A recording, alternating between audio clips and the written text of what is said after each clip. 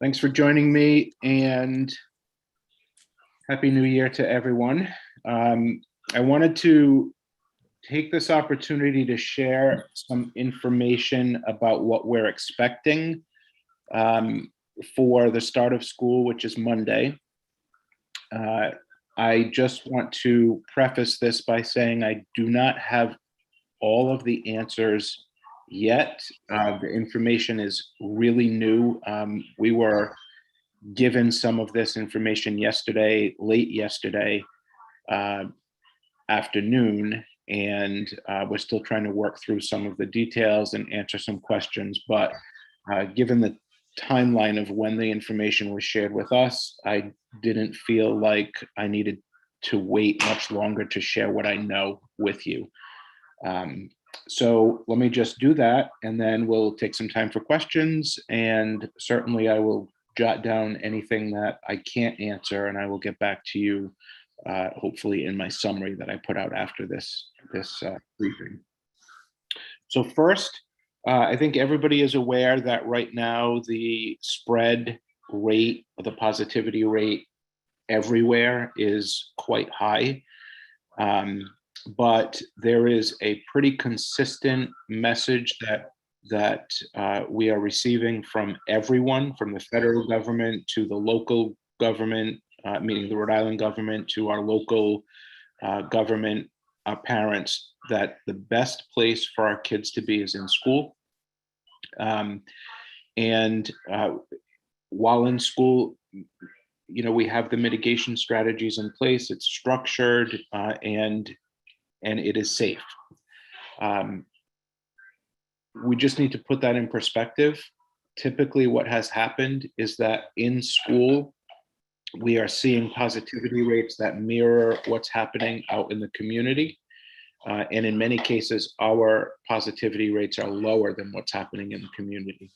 But because we're in a circumstance where the positivity rate in our community is high, in our state, in our nation is high, we will see greater levels of positivity in the schools, but it will not be inconsistent with what we've experienced over the past 2 years. That is that it will be consistent, if not lower, than what's happening out in the general community.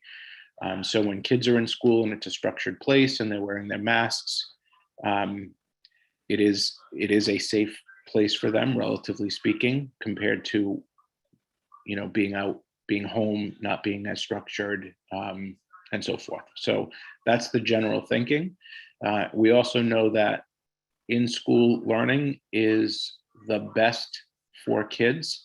And, there were several kids who really struggled with not being in school on a consistent basis, both academically, social, emotional. So there are those concerns as well. And everybody's goal is to keep kids in school. And that's what we're going to do. We know, and I think some of you reached out to me last week asking if there would be changes that we should be expecting, and I believed that we would be seeing some changes, and we're getting word that that pretty significant changes will be happening going forward, and they should be released publicly today at the state level. Maybe they're already in the process of being released. I'm not sure, but I'm going to share with you what I am anticipating because I don't have it in writing yet, although I have pretty good resources so that I can share what I know with you. We are returning to school in person on Monday. We are also going to be looking at some revisions to what has been happening in terms of quarantining and isolation. And this is something that we've been talking about locally since before the increase in positivity. So this is not a response to the increase in positivity. This is something that we've been looking at based on our data, that we've been quarantining a lot of healthy kids for extended periods of time. And a very, very small percentage of those kids end up being positive, and therefore a high percentage of our kids who are healthy, no symptoms, are home not in school, not receiving in-person learning, and that has always been a problem for us. What we are anticipating is that the state is going to move to not a test and stay, but a screen and stay option, meaning that if a child is identified as a close contact, they will continue to be allowed to attend school as long as they remain symptom-free. So we will be screening for symptoms. We're asking parents to screen for symptoms. If there are symptoms, kids stay home. If there are no symptoms, then they come to school. And in school, we are wearing masks. That is still an executive order. We'll maintain the rest of our safety protocols, and kids can access their in-person learning. So I think that is something that will really help the majority of our families, because having your kids in school is something that I've heard loud and clear is what you prefer. So that's great. Additionally, if we have positive cases, the isolation period, we're anticipating, based on the new CDC guidance, that is going to move from the current status to 5 days, meaning that if you are positive, if a child is positive, they must stay home and isolate for 5 days, can return to school on day 6. So this is the shortest isolation period that the CDC and the Department of Health, Rhode Island Department of Health, have ever adopted. They can return to school on the 6th day as long as they continue to monitor for symptoms, they continue to wear a mask, and they either are symptom-free or the symptoms have gotten significantly better. So again, I'll put all of that stuff in writing, but the big changes are shorter isolation and no requirement for quarantine as long as children remain symptom-free and we monitor for symptoms. So that's the big change. Let me also say that the Department of the CDC and the Rhode Island Department of Health have adopted a new definition of fully vaccinated. And we know that in the past, the vaccination status has impacted whether or not children are required to stay home, to quarantine. Because we're not quarantining anymore, the definition maybe doesn't have the same impact that it did before, but the definition of fully vaccinated will be the full dose of the original vaccine, whether it's 1 or 2 shots, plus the booster shot. And the booster shot would have to be after 6 months. So in other words, if a child is fully vaccinated, let's say they got the Pfizer, the double dose of Pfizer, then 6 months after that, they would be required to have the booster in order to be considered fully vaccinated. So vaccination status is something that the state continues to monitor, and we will continue to provide opportunities for vaccination and booster. In fact, we're working with the Department of Health to get a booster clinic in our district, particularly at the secondary level, relatively quickly. And that's because those children will be coming up on the 6-month anniversary of their second shot that we offered in the clinic, that the original vaccination clinic. So families will have that opportunity to sign up for a booster for their children through a community clinic.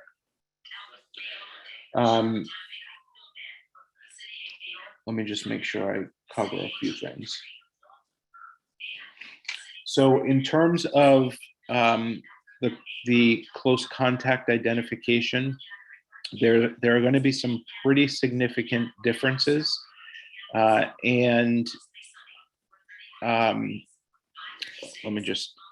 me answer this question real quick. Yeah. If a child just received their vaccine, are they considered fully vaccinated for the first 6 months? Yes.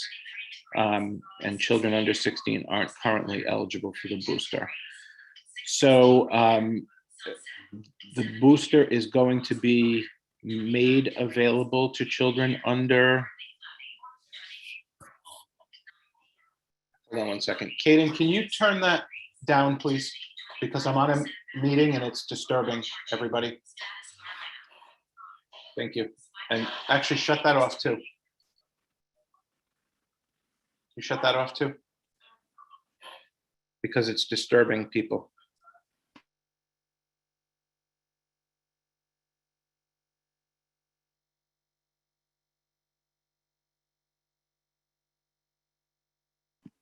Sorry about that. So we are anticipating that the booster will be made available to kids 12 and older in relatively short time, and then those booster clinics will be offered for the kids so that they could be considered fully vaccinated.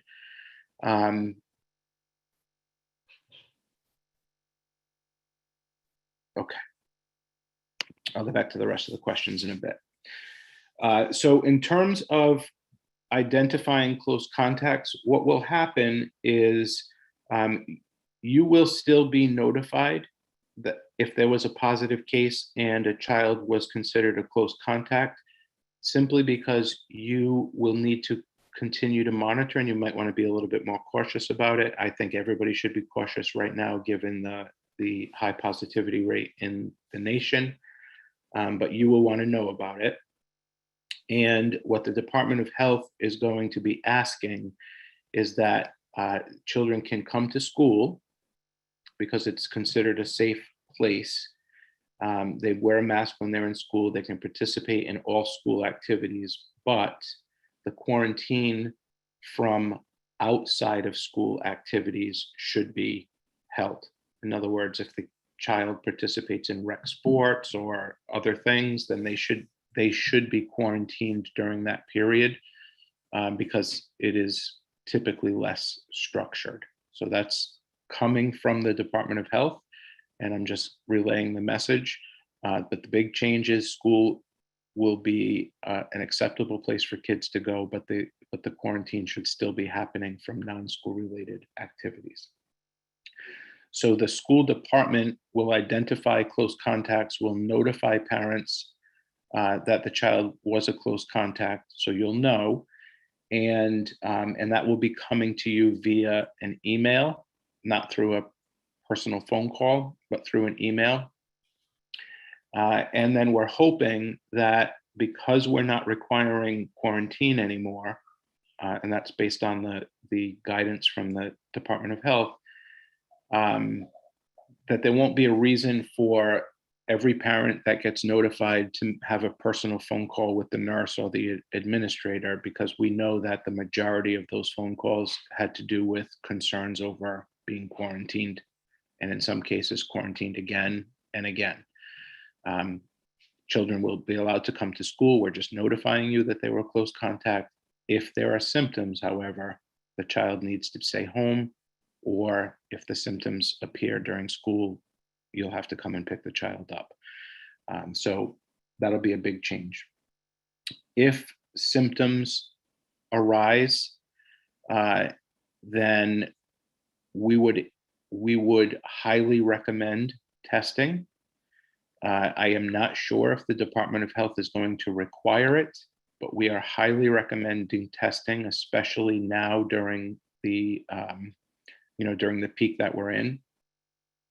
And we would like those test results to be shared with our nurses, just so that we can track, when the child is free to return to school.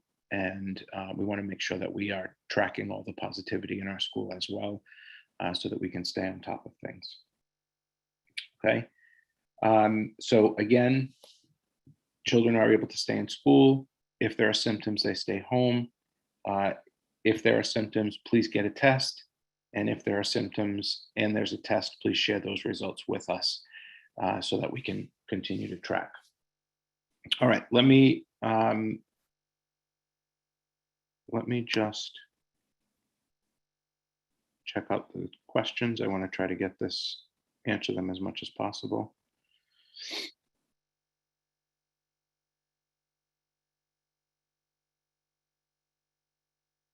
Okay, what will happen with pre-K who are unvaccinated? I mean, so there is no difference.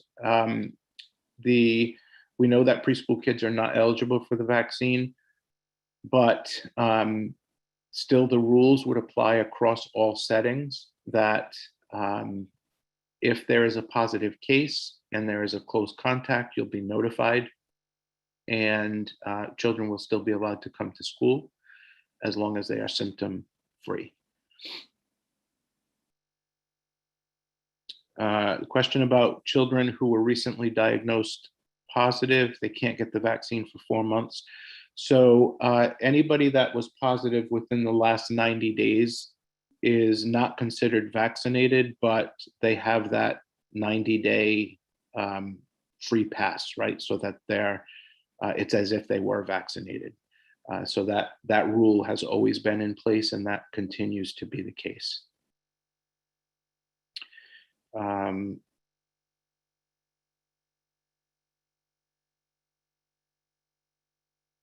Okay, so if somebody is forced to quarantine. So again, nobody is being forced to quarantine unless that individual has symptoms. So this is a big change from what has happened in the past. A child may be considered a close contact, but if they are symptom-free, they come to school. We are expecting, as a result of this, that kids will spend more time in school than they had in the past. We have several kids who have been quarantined 3, 4, 5 times, never had a symptom, but they were considered a close contact according to the definitions that were provided to us. And now, finally, we have the ability to keep kids in school if they are not displaying any symptoms. So we do not have distance learning. We are monitoring our own staffing. We have staffing issues which are happening everywhere. We have staff members who become positive. There are no substitute teachers. This is an issue across the state, across the nation. We don't have the capacity to set up distance learning teachers as separate, but kids will still have the ability to access their classes. Their teachers can decide what's appropriate. They provide work, they're in touch with them, but again, they'll be in school. So they won't be forced to quarantine unless there are symptoms. Is screen and stay contingent upon vaccination status? No. PCR results are taking 5 to 7 days to result. If a child has symptoms and is negative via rapid, should the child still isolate while waiting for confirmatory PCR? So if the child does not have symptoms, they can come to school. We are, according to the conversation that we had with the Department of Health, based on some of these adjustments, we should be seeing a more rapid response on getting PCR test results back.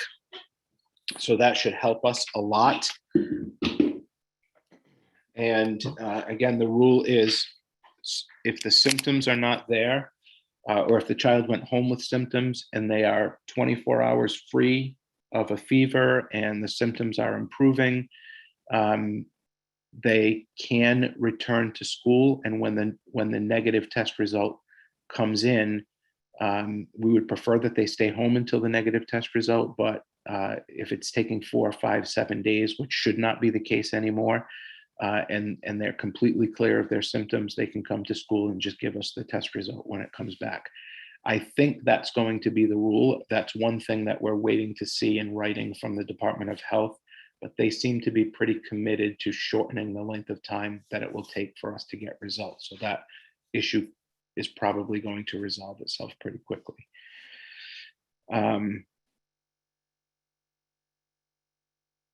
Okay, so if a child tested positive, what is the 5-day period? It's 5 days from testing positive. Okay, so if you tested positive on, say, Thursday of last week, then the 5 days would be Friday, Saturday, Sunday, Monday, Tuesday, and you could return on Wednesday as long as the symptoms have resolved or the symptoms have significantly improved and there's no fever. But we continue to monitor for symptoms. We continue to wear a mask. Will masks be required during recess? We have not seen any changes to that. I know at one point last year, kids were required to wear masks during recess, and then they decided that because it was outdoors, that it was not required. But I think with the winter months and the cold, I suspect that recess outside will be less than what we would see in the summer and spring months. So obviously, if it's indoors, the masks are being worn. If it's outdoors, we will go with what the Department of Health suggests. I don't know the answer to that question. I suspect that they will be allowed to keep their masks off and maintain a distance, but I will get an answer to that question.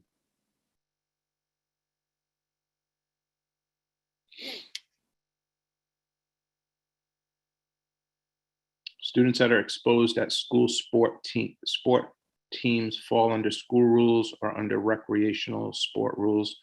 It is school rules because it's a school-related activity.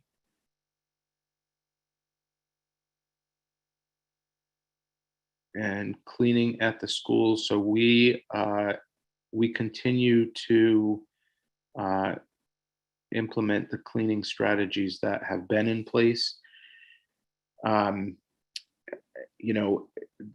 One of the things that we know is originally when this all started, it seems like a lifetime ago, there were a lot of concerns over cleaning and the virus living on surfaces for extended periods of time. That science has all changed.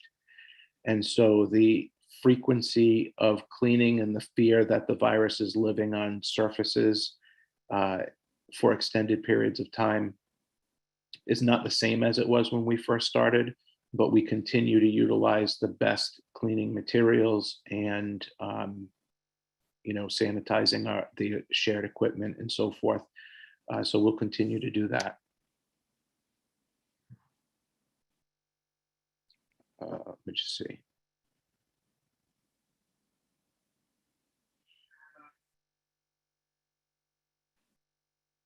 Okay,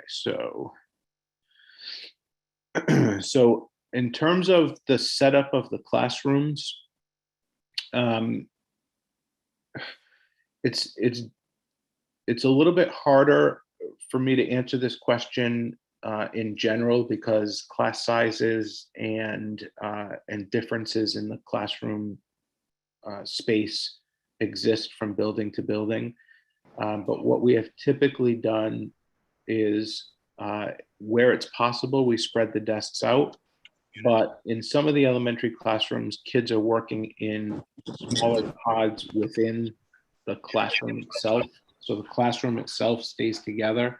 And then the kids, because they're not traveling from room to room, like at the high school, the kids change classes and the population of the classes change every period. At the elementary schools, the kids are together the whole day, so they're considered a pod. But within the pod of an elementary classroom, the desks may be arranged in groups of 4, for example, where they're close together because they would all be considered close contacts to each other. And that limits the number of close contacts, meaning that if there's a child in that pod that's positive, the other 3 kids at that table are close contacts, but we're able to separate the pods with enough space so the rest of the kids are not close contacts. So that's why we arranged the desks the way that we did. It is not always feasible to separate desks and tables in a classroom so that all kids are 6 feet apart because we run out of space at that point in elementary classrooms where there may be 23, 24 kids per class. So I do not see us changing that because the the structure of the classrooms doesn't make it feasible for that to happen. But we have not, we've not really had many issues with that. In fact, many of the school districts that were implementing a quarantine the whole class procedure. Like I know in my son's school, for example, he was quarantined the first 2 times this year because somebody in his class tested positive, and they just quarantined the whole class. And then they adopted what we were doing, which is that you shouldn't be quarantining an entire class. Try to figure out a way to pod the kids together so that there's less likelihood that they will be quarantined every time there's a positive case. But again, those were under the old rules, and the new rules will be that if there's no symptoms, there is no quarantine. So that's a huge change, and it'll keep our kids in school. Okay. If exposed at a family event or within a household outside of school, sport, or extracurricular activity, are the quarantine rules applied? So if the exposure is happening outside of school, I believe that the quarantining will have to happen. So that we are only able to monitor the school-based close contacts, and we're able to monitor the fact that quarantining would not be necessary. But if the exposure happened outside, it is the Department of Health that is going to be working with the family. And I believe, based on what I heard yesterday, that the quarantine rules will be in place. And those rules are 5 days of quarantine, and then 5 days after that of monitoring for symptoms.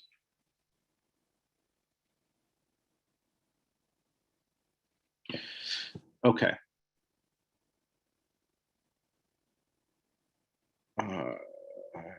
Does not come back until Thursday, 1/6. Can you determine as he is symptom free? Okay. So any of the rules that were previously, or any of the dates that were previously given to you under the old rules are not grandfathered in. So I have one parent saying our son was in close contact this past week during the school practice, told he could not come back until January 6th. Can he now return on Monday as he is symptom free? Yes. So the new rules will be in place immediately. Okay, how will close contacts in a bus be handled? So that's the same way. We will identify the close contacts. We do that, classroom contacts, bus contacts. We work with the bus company. We have a system that's pretty tight at this point. We will notify you if your child was a close contact to somebody, whether it was in a classroom or on a bus. And the rules will continue to be what I previously said, that if they're symptom free, they can come to school. If they have symptoms, then they would be required to stay home until their symptoms have subsided, and they're free for 24 hours. And then the last question has to do with lunches, especially, I think this question has to do with junior, senior high school, but clearly lunches are a place where kids are eating, and therefore their masks are off. And that is happening everywhere at every single school. So it's certainly a concern, but it has always been a concern. And the way that we got around it last year was, particularly at the secondary schools, the junior and senior high schools, is we released the kids early and allowed them to grab a lunch on their way out. But that does become problematic this year, just based on the schedule of the buses and the elementary schools. We are back to a full day, so we don't really have the same level of flexibility that we had before. So I don't know what the right answer is to that. but it's certainly something that we can look into. And at the elementary level, I don't know what the resolution would be. We can't have kids eating lunch at 2:30 in the afternoon. It's just hard for them. And even the kids at the secondary schools, they get hungry for lunch at what most of us would consider to be breakfast time. So having them wait till the end of the day causes problems. Kids get hungry, and so they need a break to eat. Uh, we try to spread them out. We let them use the outside, particularly at the secondary schools. We haven't really seen any evidence of spread in the past year and a half based on cafeteria. But again, we're in unprecedented times because the positivity rate in the nation right now is so high. So it's something that we are also concerned about. We'll continue to monitor. But we don't have any decisions about how we're going to do things differently, at least at this point. But I certainly will write it down as an area of consideration.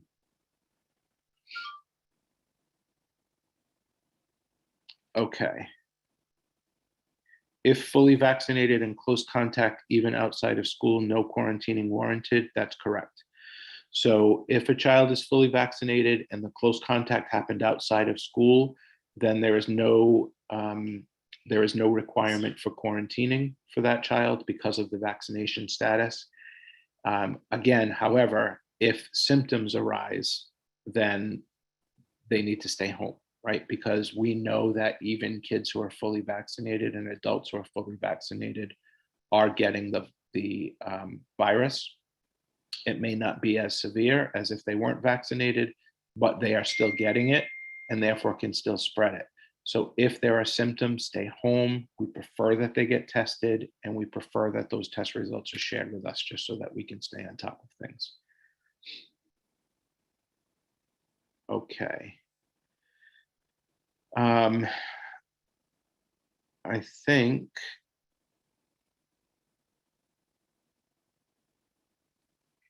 okay, so the last question here, is there still quarantine guidelines around travel? So I have not heard of any changes to quarantine guidance after travel. However, when I met with my nurses and administrators earlier this morning to talk through the adjustments that we're anticipating, that question came up from the nurses and administrators as well.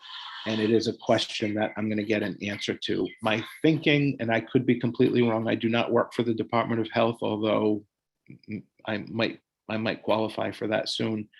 But I think that given the positivity rate everywhere right now, Rhode Island has a positivity rate that's high. Every single state in the union has a positivity rate that's high. It's a different circumstance than when Rhode Island had a low positivity rate and people were traveling and traveling to a high positivity rate area and then returning to a low positivity rate area. You can stay in Rhode Island and have that concern at this point, right? Because the positivity rate is so high here. So I think that we may not have additional travel quarantine restrictions at this point. But it is a question that I had already written down from this morning's meeting. I will get clarification on that, and I'll send that out in my follow-up communication. So just look for that. I apologize, I don't have that answer. Ideally, I would have loved to get the information that I got yesterday. I would have liked to have gotten this like Monday or Tuesday, so I had enough time to ask my questions and digest and be able to report out everything with confidence. But the information is really new, and I just didn't want to wait longer. I know that you guys have all been looking forward to figuring out what's going to happen next week, and I wanted to share whatever I knew with you ASAP. But I apologize, I just don't know all of the answers at this point. I will get it for you and I will send it out. Okay.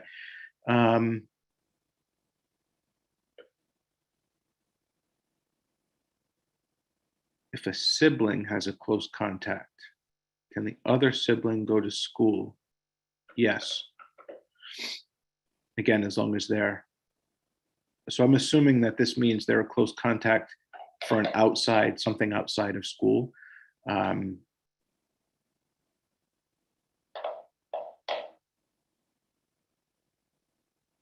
If a sibling has a close contact.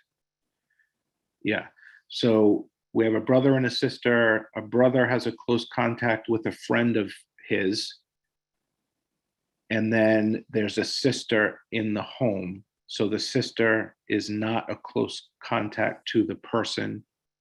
So yes, that child is is just a household member of somebody identified as a close contact. They weren't a close contact themselves, so they are still allowed to go to school as long as they are symptom free.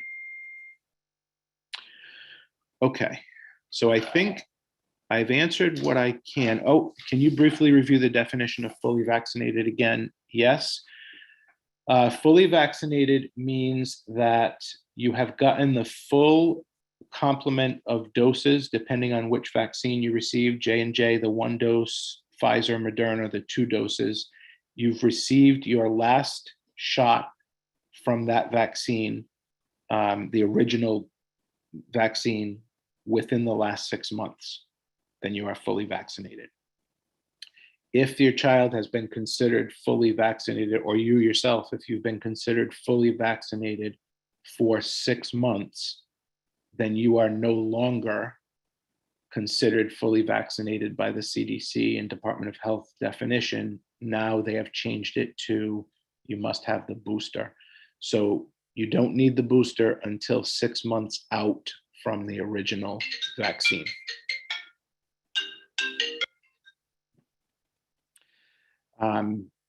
Okay, so that's the definition.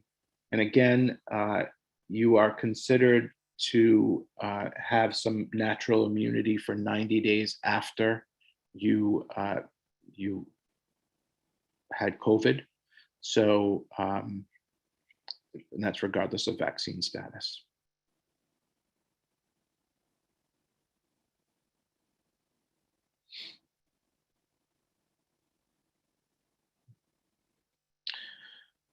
Is there a waiting period from the time you receive the second shot to be considered fully vaccinated? Yes.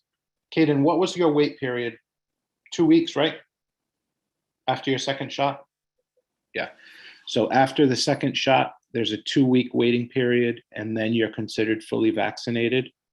And then after that, there's a 6-month period of time where you're still considered fully vaccinated. And then after that 6-month period, the new definition is that a booster is necessary. So we are anticipating, based on the information that's been shared nationally and locally, that booster shots would be available for kids at first, for the secondary kids, ages 12 and above, because they were vaccinated first. So the booster shot would be available for them first, and then we'll set up other booster clinics locally as well for the younger kids once they become available. But we are hearing that the timeline should be that the booster shots will be available for kids before their 6-month period runs out, and that's in general. So that's what I have at this point. Will we be testing at school? Yes. So we actually are testing at school now.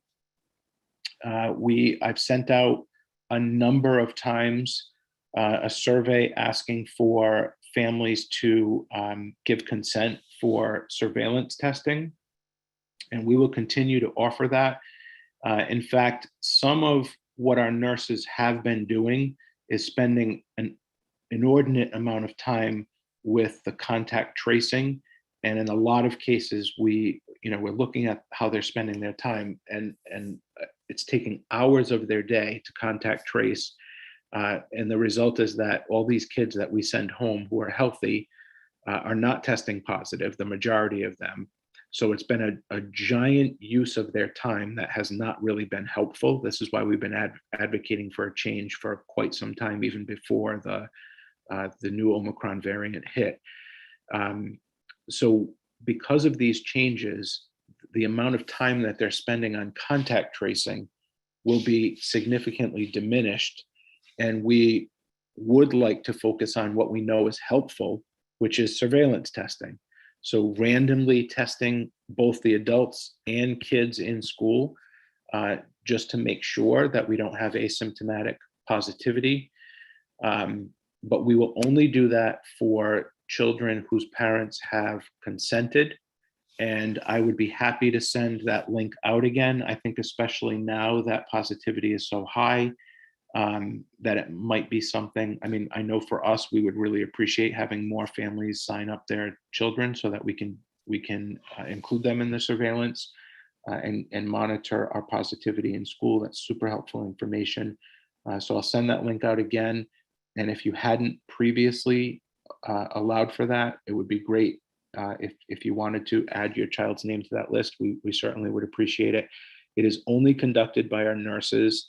It is not invasive. It's the nose swab, and it's no longer the nose swab that goes up, into the top part of your brain. It's fairly non-invasive. It only tickles a little bit, and the nurses conduct everything in the school. So I'll send that out as well. I know there's another question that somebody asked me to address, so hold on one second.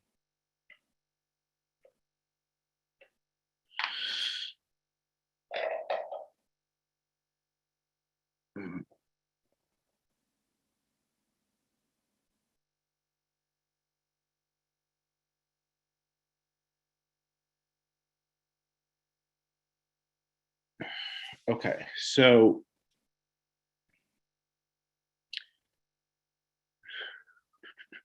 if a child has a sniffle, headache, allergy type symptoms, and rapid test negative, what happens?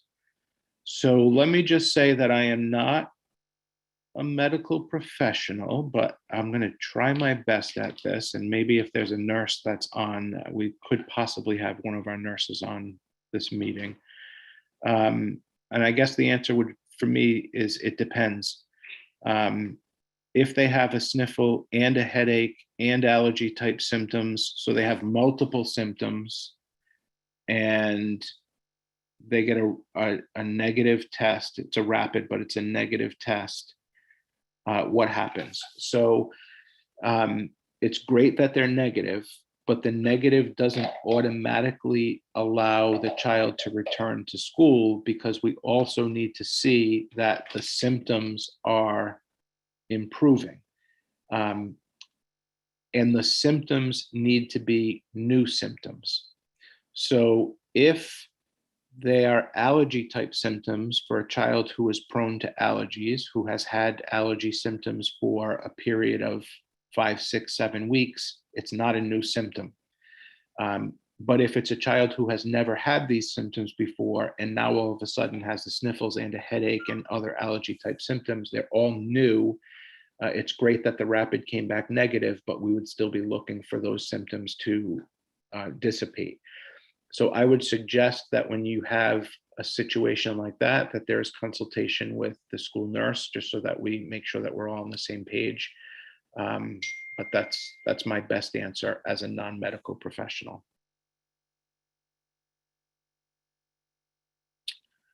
Okay.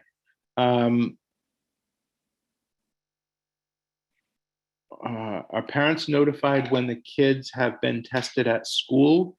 I don't think so. We had the permission to do the test, and we would notify if the test came back positive. We've done quite a bit of surveillance testing already. It doesn't mean that every parent that signed their children up has had a child that's been tested. That it's possible, because it's random. And in some schools, we have a lot of parents that sign their kids up, so it's possible that your kid has never been called on to have the test. In some schools, we have very, very low participation, which makes it really difficult. So if we get more, that would be great. But we would notify you if the test came back positive. And so far, we have had maybe 1 or 2 positive results from our surveillance testing, but our positivity rate as a result of that has been low, and that's awesome. That's what we want to continue to monitor to make sure that that's the case. So we haven't really had any issues with that. Okay. So that's all. I think I answered all of the questions, and feel free to jump in if I have not, or I attempted to answer all of the questions. I do have a few questions that I wrote down that I'm going to continue to seek information on. In fact, my next meeting is at 1 o'clock today, and I'll bring some of these questions up at that point. And then when I send my communication out after, I'll try to include answers to the questions that I wasn't able to answer today. So, and again, I know people were looking for information earlier. Just know that even the state, they're overwhelmed. They've been working really hard on this. They just didn't have their response to the CDC guidance, which is relatively new. They didn't have it ready until yesterday, and it was just to talk to a select group of individuals, and I was lucky enough to be invited to that conversation. So I had some advanced information. And then the general release to superintendents went out this morning, and it didn't contain a lot of specifics. There's a more specific release that I'm expecting this afternoon. It might be in my inbox now. So you guys are getting information that most people in the state don't have at this point. So it's all relatively new. I'm still learning. I'll make sure that we have everything answered that we need to answer by Monday, but I just felt like I needed to get in front of this as quickly as possible so that you had as much information as I had, and understand that, it's going to be a challenge, right? We're in a difficult time right now. We want our kids back in school. There are changes that we need to put into place, and it's going to be, it's going to be an adjustment. We will work through it. And we know that you guys have always worked with us, and we appreciate it. And hopefully this has been somewhat helpful for you. And I will continue to send out communications so that you have information as soon as I do. Okay. All right. I'll stick around in case there's anything else. Look for my follow-ups, and enjoy your day today. Be safe.